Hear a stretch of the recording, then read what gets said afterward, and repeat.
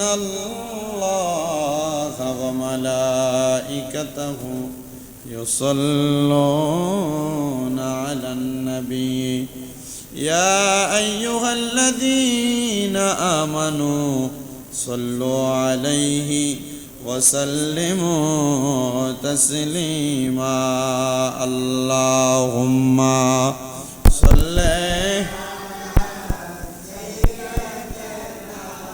مولانا محمد وعلى سيدنا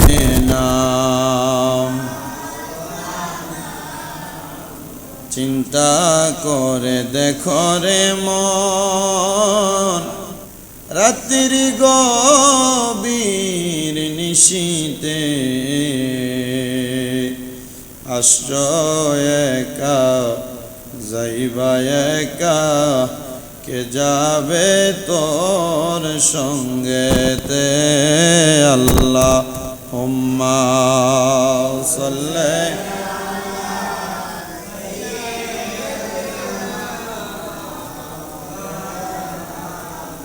মুহাম্মদ ওয়া আলা আলি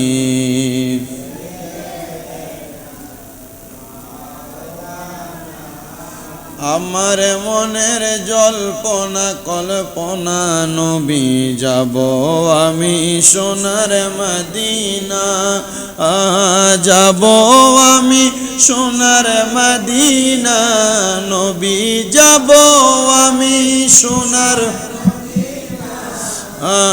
না গো যাব আমি সোনার বাবা মনটায় আমার অনেক খুশি নবীজিকে ভালোবাসি মনটায় আমার অনেক খুশি নবীজিকে ভালোবাসি ভালোবেসে তৃপ্তি মিঠে না বলেন ভালোবেসে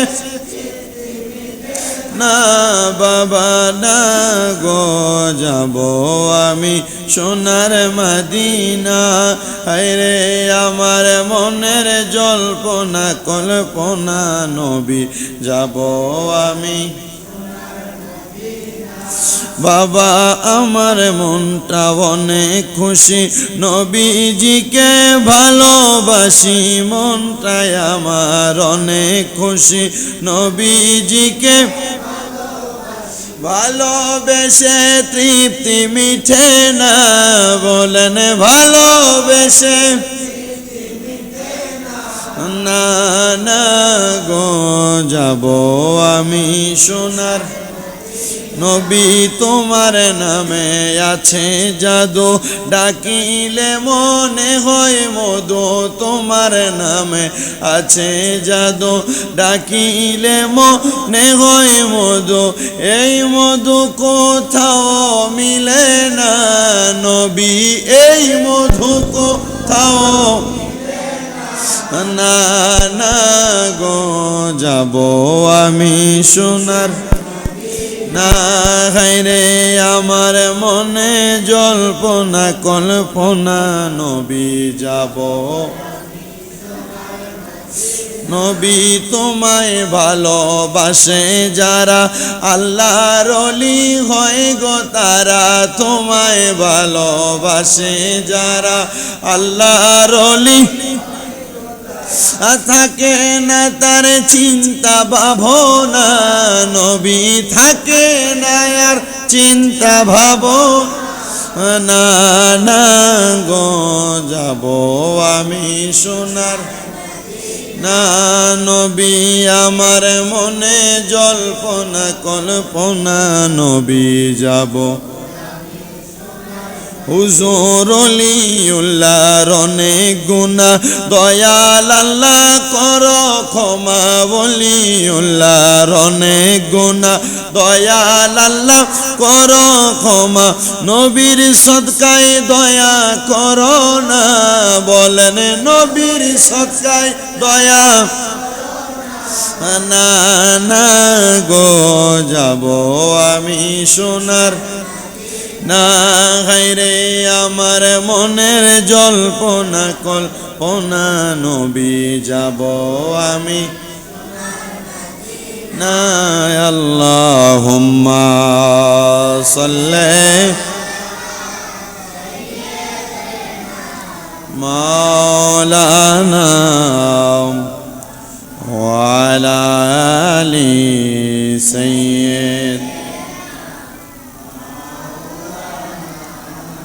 লা ইলাহা লা ইলাহা حسبي ربي جل الله ما في قلبي غير الله حسبي ما في قلبي نور محمد صلى الله پر نور ও লা ইলাহা ইল্লাল্লাহ লা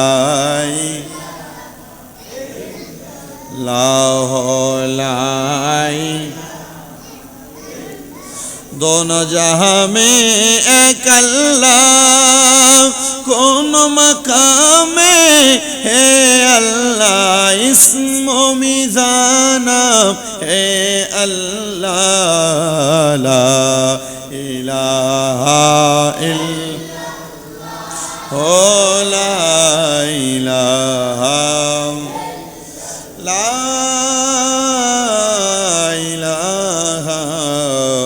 ইল্লাল্লাহ মুহাম্মাদুর রাসূলুল্লাহ সাল্লাল্লাহু আজকে দৌলতপুর জামে মসজিদে আসার বসার তৌফিক দান করেছেন সবাই শুকরিয়া তান উচ্চ কণ্ঠে বলি আলহামদুলিল্লাহ। আজকের জুমার আলোচ্য বিষয় হচ্ছে এতিমকে লালন পালন করা, স্বামীহারা মহিলা এবং মিসকিনের জন্য প্রচেষ্টা করার ফজিলত মহান আল্লাহ তাআলা আমাকে বলার আপনাদেরকে শোনার পর এতিমদের প্রতি রহমতের নজর মায়ার নজর দেওয়ার তৌফিক দান করেন সবাই বলি আল্লাহুম্মা আমিন। আল্লাহ পাক রব্বুল আলামিন এই এতিমদের হক আদায় করার ব্যাপারে, এতিমদেরকে লালন পালন করার ব্যাপারে এবং যে মহিলাদের স্বামী মারা গেছে তাদের প্রতি মায়ার নজর করা, তাদেরকে সহযোগিতা করার ব্যাপারে, মিসকিন যারা চলতে পারে না, চলার মতো সামর্থ্য নাই, তাদেরকে সহযোগিতার ব্যাপারে অনেক সুন্দর কিছু আদেশ দিয়েছেন। এর মধ্যে আল্লাহ তাআলার পেয়ারা হাবিব বলছেন ইসলাম হলো ভ্রাতৃত্ব এবং মানুষের মাঝে পরস্পর সহানুভূতির ধর্ম। কিসের ধর্ম? সহানুভূতির ধর্ম। আর ইসলামের মধ্যে এতিমকে লালন পালন করা, স্বামীহারা মহিলাদের প্রতি সহযোগিতা করা এবং মিসকিনদেরকে সহযোগিতা করার অনেক ফজিলত আছে, যে ব্যাপারে আল্লাহ তাআলা কোরআনুল কারীমে বলেন সূরা নিসার 10 নম্বর আয়াত, আল্লাহ তাআলা বলেন ইন্নাল্লাযীনা ইয়াকুলুনা আমওয়ালাল ইয়াতামা যুলমান ইন্নামা ইয়াকুলুনা ফি বুতুনিহিম নারাও ওয়া সায়াসলাউনা সাঈরা। আল্লাহ তাআলা কোরআনুল কারীমে বলেন যে নিশ্চয় যারা এতিমের সম্পদ অন্যায়ভাবে ভক্ষণ করে তারা তাদের পেটে আগুন ভক্ষণ করে। এতিমের মাল কারা ভক্ষণ করে?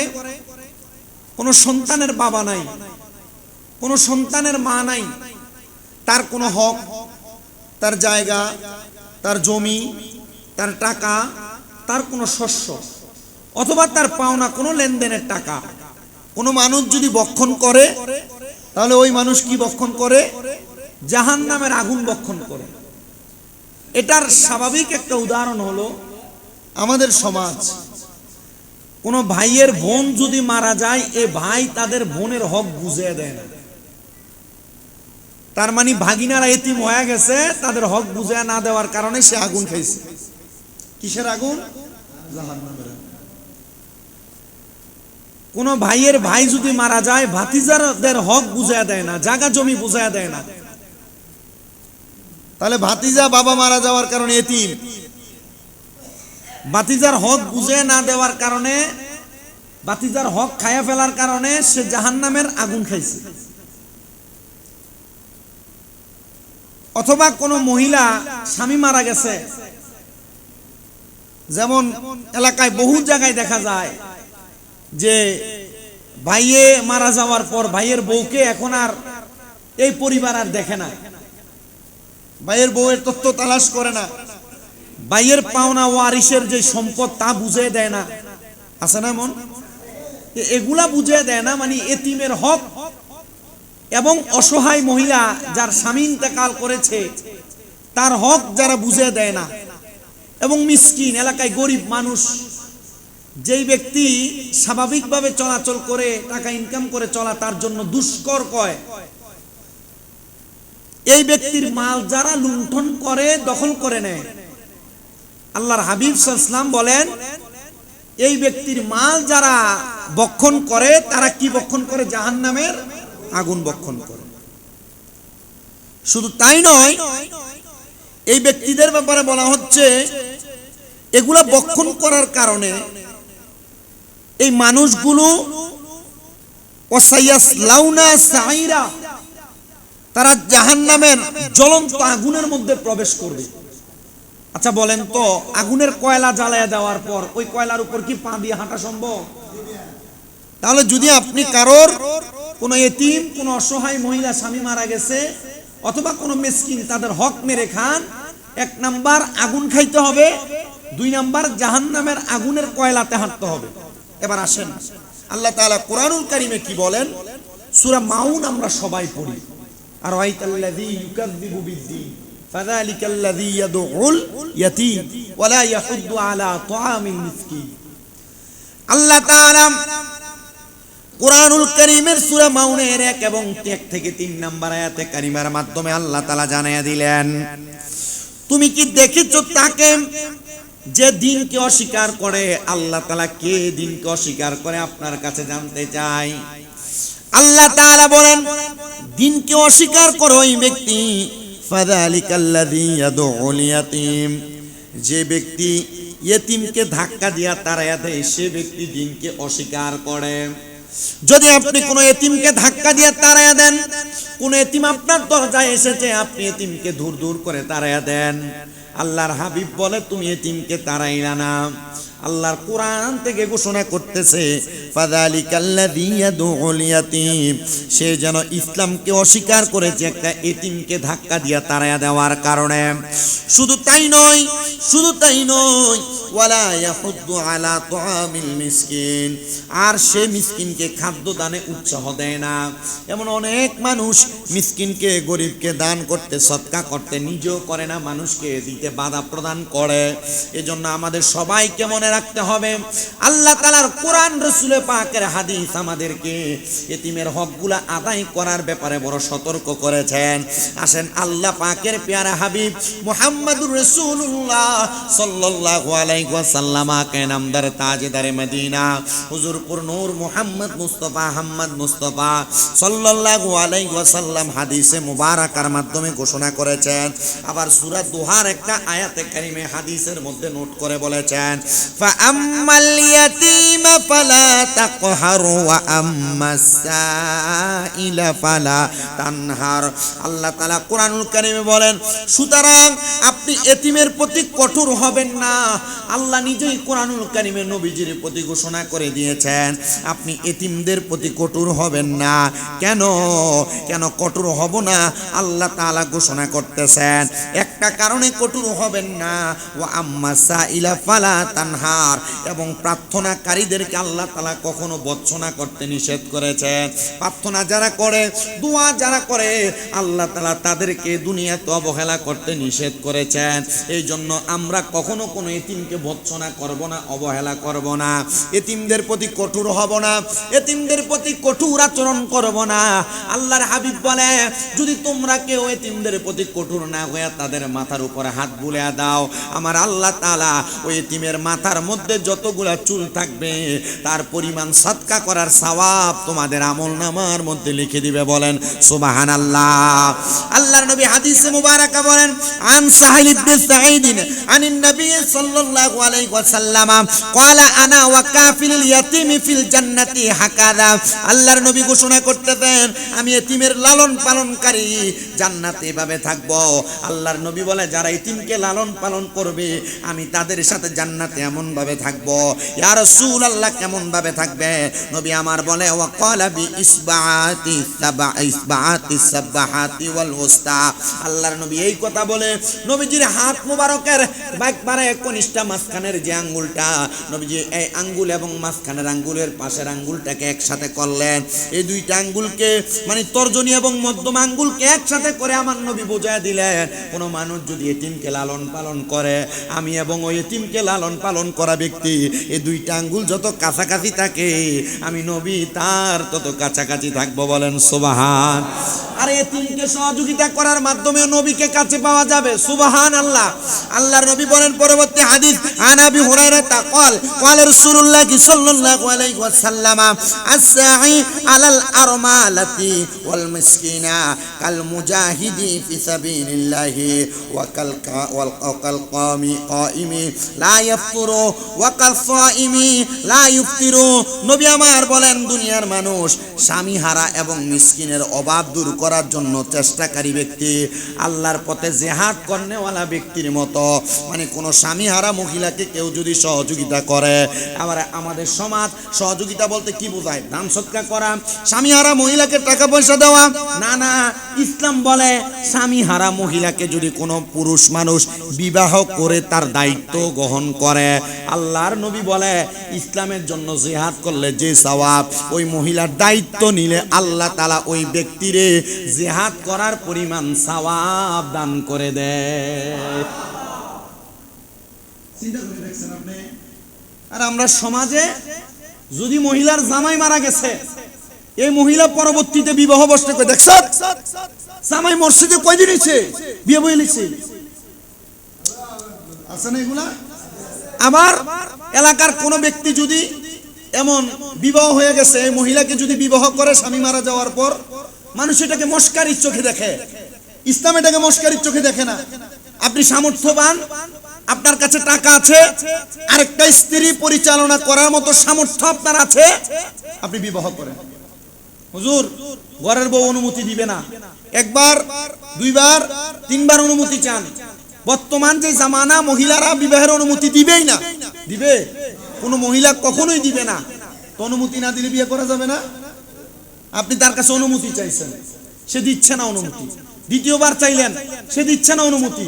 তৃতীয়বার চাইলেন, সে দিচ্ছে না অনুমতি। কিন্তু আল্লাহ আপনাকে নির্দিষ্ট পরিমাণ সম্পদ দিয়েছেন, আপনি চাইলে একটা স্বামীহারা মহিলাকে বিবাহ করে তার দায়িত্ব নিতে পারার অধিকার আপনার আছে, কিন্তু আপনি নিতে পারতেছেন না।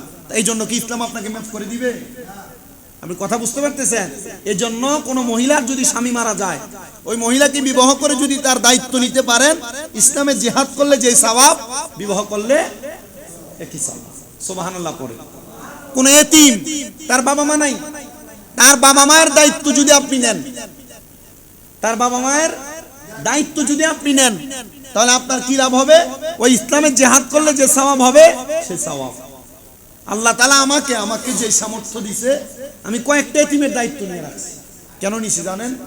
কারণ ওই যে আমি তো জিহাদ করতে পারবো না, ইসলামের যুদ্ধ তো এখন নাই, এটার সওয়াবটা এটা দিয়ে অর্জন করতে পারবো। আমি চিন্তা করি, আল্লাহ যদি আমার আরো সম্পদ দিত, আরো বেশি সম্পদ দিত, তাহলে আমি অনেক এতিমদের দায়িত্ব নিতাম। কেন জানেন? কারণ এক একটা এতিমের দায়িত্ব নিয়ে, ওই যে বললাম মাথায় হাত বুলিয়ে দিলে এদের মাথায় যে চুল আছে, এই চুলের পরিমাণ সওয়াব আল্লাহ তাআলা দিত।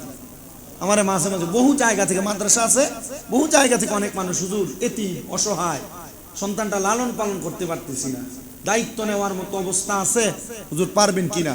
মানে আমি আমার সামর্থ্য অনুযায়ী দায়িত্ব নিয়ে রাখছি, এরপর না পারলে তাদের কাছে অপারগতা প্রকাশ করি, নাম লিখে নাম্বার লিখে রাখি, বইলা দেই যে আপনি যদি কেউ একটা এতিমের দায়িত্ব নিতে চায় আপনার সন্তানকে আমি মাদ্রাসায় নিয়ে আসবো, এতিমের দায়িত্ব নিবেন।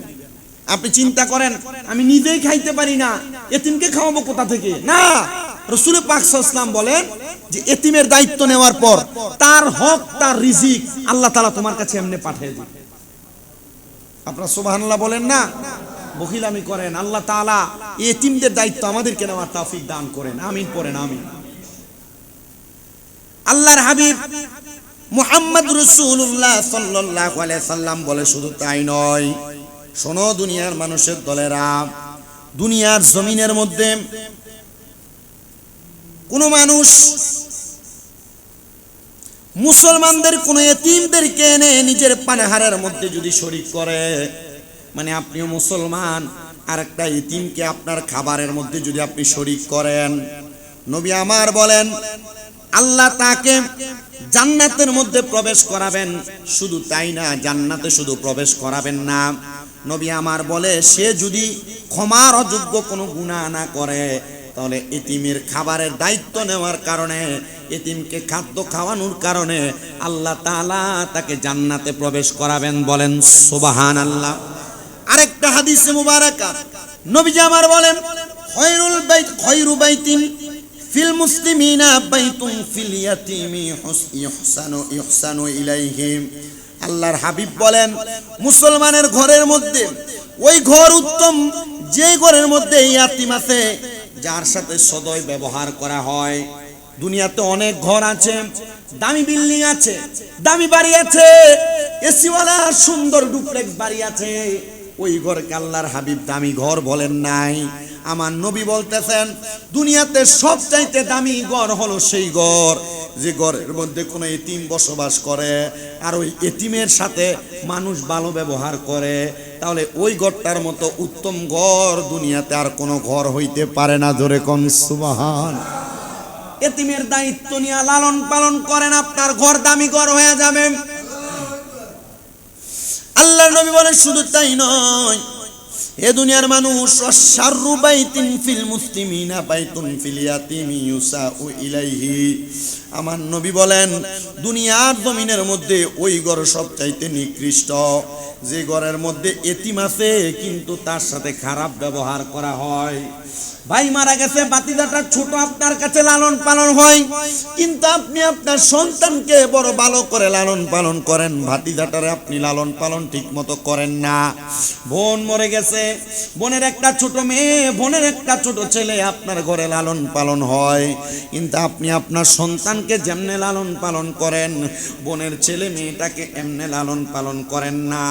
আল্লাহর হাবিব বলে ওই ঘরের মতো নিকৃষ্ট ঘর আর দুনিয়াতে কোনো ঘর হইতে পারে না। নবী আমার আরেকটা হাদিসে মুবারাকা, ওই যে বললাম মাথায় হাত বুলিয়ে দিলে নেক হয়, নবী কয় মাম্মা সাহা আলা রাসিয়াতি মিন লাম ইয়ামসাহু ইল্লা লিল্লাহি কানা লাহু ফি কুল্লি শারাতিন মাররাতা আলাইহা ইয়াদাউ হাসানাতুন। যেই ব্যক্তি আল্লাহর সন্তুষ্টির জন্য এতিমের মাথায় হাত বুলিয়ে দিবে, তার হাত যতটি চুল স্পর্শ করবে ততটি নেক তার জন্য আল্লাহ তাআলা নির্ধারণ করে দিবে। ওমান আহসানা ইলা ইয়াতিমাতিন আও ইয়াতিমিন ইনদাহু কুনতু আনা ওয়া হুয়া ফিল জান্নাতি কাহাতাইনি ওয়া ফাররাকা বাইনা ইসবাইহি সাবআবাতি ওয়াস তুস্তা। আল্লাহর নবী বলতেছেন আর যেই ব্যক্তি তার নিকট থাকা এতিম মেয়ে ছেলের প্রতি দয়া করে, নবী কয় আমিও সে জান্নাতে একত্রে একসাথে থাকবো। জোরে বলেন সুবহানাল্লাহ।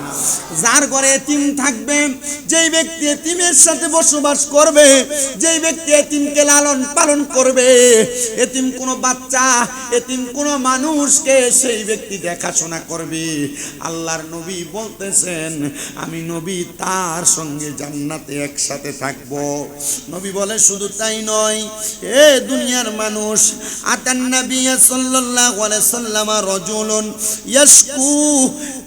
ইয়াশকু কাসওয়াতান কলবিহি, যে ব্যক্তি রাসূল সাল্লাল্লাহু আলাইহি সাল্লামের নিকট তার অন্তর কঠোর হওয়ার অভিযোগ করলো।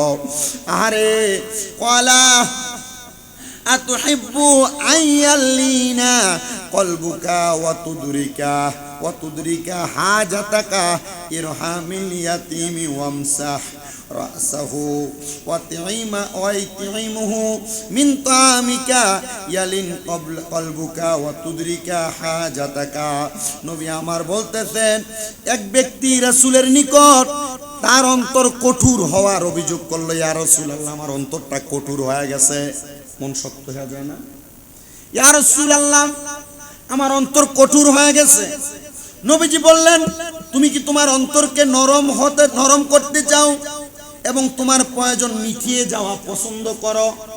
মানে অন্তরকে কি নরম করতে চাও এবং তোমার কোনো প্রয়োজন থাকলে প্রয়োজন মিটাইতে চাও? সাহাবী বললেন, হ্যাঁ ইয়া রাসূলুল্লাহ, আমি আমার অন্তরকে নরম করতে চাই এবং আমার যত প্রয়োজন আছে আমি প্রয়োজনগুলো মিটাইতে চাই। আল্লাহর নবী বলে, তাহলে তুমি এতিমের উপর দয়া করো। এতিমকে কি করো? এতিমকে দয়া করো, তার মাথা মাসি করে দাও, তোমার খাদ্য থেকে এতিমকে খাদ্য খাওয়াও, তাহলে তোমার অন্তর নরম হবে, তোমার প্রয়োজন মিটে যাবে। তার মানে এতিমকে যদি সাহায্য করা হয়, এতিমকে যদি খাওয়ানো হয়, এতিমকে যদি মায়া করা হয়, 1 নাম্বার আমাদের মন নরম হয়ে যাবে। 2 নাম্বার আমাদের কোনো প্রয়োজন থাকলে, অভাব আছে তবু এতিমকে আপনি চাইছেন, আপনার ঋণ আছে তবু এতিমকে সহযোগিতা করছেন, আপনার মনে করেন রোগ আছে, ওষুধ খরচ চালাইতে কষ্ট, তবু এতিমকে সহযোগিতা করছেন। নবী বলেন, এতিমকে সহযোগিতা করার কারণে এই যে তোমার সমস্যাগুলা আল্লাহ এগুলা কি করে দিবেন? মিটিয়ে দিবেন। সুবহানাল্লাহ। আল্লাহর নবী আরেকটা হাদিসে মুবারাকা ঘোষণা করতেছেন, নিকৃষ্টতম খাদ্য হলো ওয়ালিমার খানা, বৌভাতের খানা। নিকৃষ্টতম খানা বলছে কোন খানা? বৌভাত কোনটারে কয়? মানে দুলা লইয়া যাইয়া বউর বাড়িতে যেটা খাইরা বৌভাত, এটা না, এটা বৌভাত। ওয়ালিমার খানা নিকৃষ্টতম খানা। ইয়া রাসূলুল্লাহ কেন এই কথা বললেন? হাদিস শরীফ মুসলিম শরীফের প্রথম খণ্ড 463 নম্বর পৃষ্ঠা 1432 নম্বর হাদিস। ইয়া রাসূলুল্লাহ কেন এই খানাটাকে আপনি নিকৃষ্ট বললেন? বলে, হ্যাঁ, যেখানে যারা আসার তাদেরকে বাধা দেওয়া হয় আর যারা আসতে চায় না তাদেরকে দাওয়াত দেওয়া হয়। যারা আসতে চায় তাদেরকে কি দেওয়া হয়? আর যারা আসতে চায় তাদেরকে বাধা দেওয়া হয়। আসতে চায় না বাধা দেয়, আর যে আসতে চায় না। কেন এই কথা বললেন?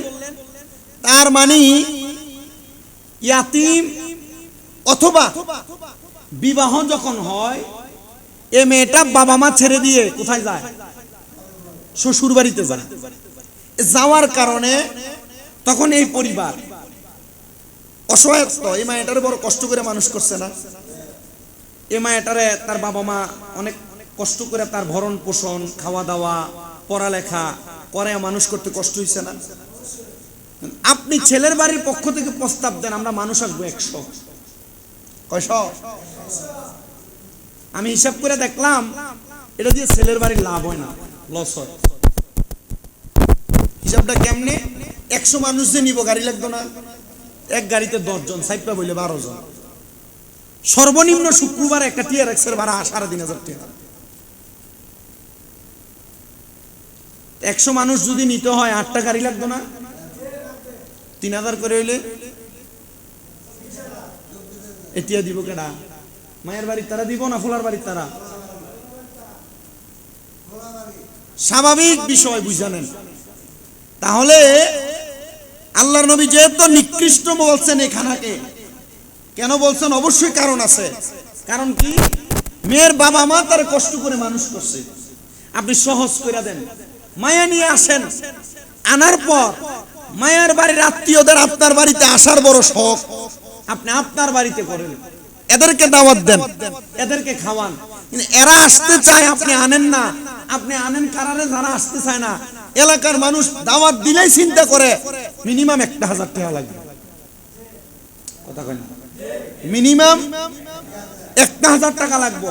আপনি এরা দাওয়াত দেন, এরা আসতে চায় না, আপনি এরা দাওয়াত আসতে চায়, এদেরকে দাওয়াত দেন। আইয়েন আপনারা 20-30 জন আইয়েন, ফিরানি ডাল হয়ে যায়। এই জন্য নবীজি ওয়ালিমা এবং বৌবাতের খানারে কি কইছে? নিকৃষ্ট বলছে। ভবিষ্যতের জন্য আপনারা চিন্তা করে দেখেন। ফলা বিয়া করাইবেন, মায়ের বাড়িতে বেশি করে যায় খাইয়াইবেন, নাকি মায়ের বাড়িতে রাইনা নিজের বাড়িতে খাওয়াইবেন? আইনা খাওয়াইবেন ইনশাআল্লাহ। আল্লাহ কবুল করেন, আমিন করেন। তখন হইব পুরুষের কাজ। এবং নবীর হাদিস মোতাবেক বিয়া, এই বিয়াতে আর অশান্তি হইতো না। মানে আপনি অশান্তি দিয়েই তো বিয়ে শুরু করছেন, ঠিক না? মায়ের বাড়িতে একটা দুরুস একজনের হাতে কি লেগে কম, শেষ তো। এটা নিয়ে একবারে আজীবন খোড়ক করে খাওয়া লাগে না। এই জন্য এটা নিকৃষ্টতম খানা বলছে নবী আমার। পরবর্তী জায়গায় হাদিসে মুবারাকা বলছেন, হযরত সাদ রাদিয়াল্লাহু তাআলা আনহু বলে, ইয়া রাসূলুল্লাহ, আপনি বলেন আমার মর্যাদা কি অন্যদের থেকে বেশি নাকি? নবীজি সাহাবী নবীজিকে বললেন, ইয়া রাসূলুল্লাহ, আমার মর্যাদা কি অন্যদের থেকে বেশি? আমার নবীজি ইরশাদ করলেন তখন, হাল তুনসারুনা ওয়া তুরসাকুনা ইল্লা বিদুআফাইকুম। এরপর নবী আমার বললেন, তোমরা দুর্বলদের কারণে রিজিক প্রাপ্ত এবং সাহায্য প্রাপ্ত হও। এটা কেন বললেন? হযরতে নবীজির সাহাবী সাদ রাদিয়াল্লাহু তাআলা আনহু বলেন, আমাদের পরিবার বড় অভাবগ্রস্ত ছিল, বড় ঋণগ্রস্ত ছিল। আমরা ঠিকমতো খাবার জোগান দিতে কষ্ট হইতো। কিন্তু একদিন আমাদের কাছে সামান্য একটা হাদিয়া আসার পর ওই হাদিয়াটা আমাদের পরিবারের 5 জন সদস্য আমরা ভাগ করে খাইতেছিলাম। এমন টাইমে একজন মিসকিন এতিম আসছে আমাদের কাছে, যে মহিলার কোনো স্বামী নাই। আমি সাদের কাছে হাত বাড়ায় দিছি, ইয়া সাদ, আমার খাবার খাওয়ার মতো কোনো সামর্থ্য নাই, আপনার এই খাবার থেকে আমাদেরকে একটু সহযোগিতা করেন। আমি চিন্তা করলাম, তাওয়াক্কালতু আলাল্লাহি ওয়া রাসূলিহি, আমি আমার খাবার থেকে একটু সহযোগিতা করলে আল্লাহ তাআলা আমাকে সহযোগিতা করবেন। এটা চিন্তা করে এই এতিম মহিলার দিকে তাকিয়ে যখন আমার মায়ার নজর পড়ল, আমি আমার পরিবারের সাথে বললাম, তোমার অনুমতি এবং তার প্রতি এতিম হিসেবে মায়ার নজর দেওয়ার চিন্তা যদি তুমি করো, আমি তাকে বিবাহ করব। বিবাহ করে আল্লাহর হাবিব সাল্লাল্লাহু আলাইহি সাল্লামের সুন্নাহ আদায় করলেন। আর ওই মহিলাকে তাদের 5 জনের খাবার থেকে একটু একটু খাবার দিলেন। মহিলা খাবার আহার করলেন। হযরত সাদ বললেন, পরবর্তী সময় আমার কাছে এত পরিমাণ হাদিয়া আগমন করেছে, আমি বুঝতে পারলাম একটা ইয়াতিমের দায়িত্ব নেওয়ার কারণে এবং ইয়াতিম মহিলাকে খাবার খাওয়ানোর কারণে আল্লাহ তাআলা আমাকে অফুরন্ত রিজিক দিয়ে দিয়েছেন। বলেন সুবহান। নবীজি শুধু এইটা বলেন নাই, নবী আবার বলেন, তোমরা দুর্বলদেরকে খোঁজ করে আমার কাছে নিয়ে আসো, কেননা তোমরা তোমাদের মধ্যকার দুর্বল লোকদের উসিলায় সাহায্য প্রাপ্ত এবং রিজিক প্রাপ্ত। আপনি দুর্বলদেরকে, এতিমদেরকে, কোন এতিম মহিলাকে নিজে দান করতে পারেন না, কিন্তু যে ব্যক্তি দান করে তাদেরকে তালাশ করে করে যারা দান করে তাদের থেকে নিয়া দিবেন। কিন্তু আমাদের সমাজ স্বাভাবিক, এই যে একটা কাট করে দেওয়া লাগে, এটার লাগে আলাদা ফাতাইলে 200 টাকা খায়। কি কথা কন না কেন? যে একটা ভাতার কাট করে দেওয়া লাগে, এটার লাগে 500 টাকা আলাদা খায়। কি আছে না ভাই? কোন জায়গা থেকে একটা অনুদান আইনা দিবে 5000 টাকা, এখান থেকে 1000 টাকা অফিস খরচের নামে খায়। এগুলো অভাব নাই, এগুলো ভরপুর। আল্লাহর হাবিব সাল্লাল্লাহু আলাইহি সাল্লাম বলে, এতিম এবং যারা অসহায় তোমরা তাদেরকে বেশি বেশি করে সহযোগিতা করবা। তোমরা না পারো যারা সহযোগিতা করে তাদের থেকে নিয়ে তাদেরকে সহযোগিতা করবা। করলে লাভ কি হবে? নবী বলে, লাভ হলো এতিমদেরকে খাওয়ানোর কারণে আল্লাহ তাআলা তোমাদেরকে খাওয়ায়। আর নচেত এতিমদেরকে যদি কোনো মানুষ না খাওয়ায় তো আল্লাহ তাআলা আমরা না খাওয়ায় পৃথিবীতে মারতো। কথাটা বুঝতে পারছেন আপনারা? কোন এতিম মানুষ যে আছে, এতিম, এদেরকে কেউ না কেউ সহযোগিতা করে, কেউ না কেউ কম বেশ সহযোগিতা করে। যদি এই এতিমরা যদি না খেয়ে মরতো, আল্লাহ তাআলা আমাদের রিজিক বন্ধ করে দিত। কথা কি আপনারা বুঝতে পারতেছেন? এই জন্য যে যার যার স্থান থেকে পারলে একটা এতিমের দায়িত্ব নেবেন। পারবেন না? পারলে একটা এতিমের দায়িত্ব নেবেন। হ্যাঁ আইছেন একজনের মুহ দিয়ে, পারবেন না জিজ্ঞেস করাতে, মানে আইবু কি লেগা? মানে চিন্তা করে আমি নিজে খাইতে পারি না, আমি হাদিস শোনায় দিছি, নিজে খাইতে পারে না, ওষুধ খরচ চালাইতে পারে না, নিজের অভাব, নিজের ঋণ, তবু এতিমকে খাওয়াইছেন। পরের দিন পরের বেলা খানা কি কমাইছে না বেশি? দায়িত্ব নিবেন এতিমের।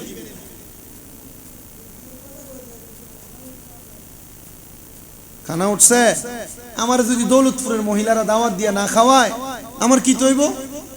আমার খানার অভাব হইব? আল্লাহ তাআলা অসংখ্য অগণিত রিজিকের ব্যবস্থা করে দিবেন। এই জন্য যে মহিলারা জামাই মরে গেছে গা, এই মহিলারা বিয়ে করলে লাভ আসেনি? যদি সমাজের মানুষে খারাপ কয়, আপনি তার জুতা দিয়ে বাড়ি দেওয়া লাগতো না, জাহান্নামে গেলে ফেরেশতারা ফিরে যাবে। কথা কি ঠিক আছে?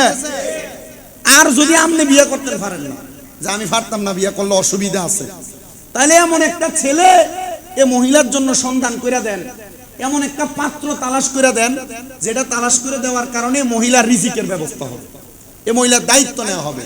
দরকার আছে না? আল্লাহ কবুল করুন। আস্তে আমিন কইছেন, আর মহব্বতে আমিন। এতিমদের দায়িত্ব, মিসকিনদের দায়িত্ব, যে মহিলার স্বামী নাই তাদের দায়িত্ব, আমাদের সবাইকে কিছু কিছু করে হইলেও গ্রহণ করার তৌফিক দান করুন। ওয়া আখিরি দাওয়ানা আনিল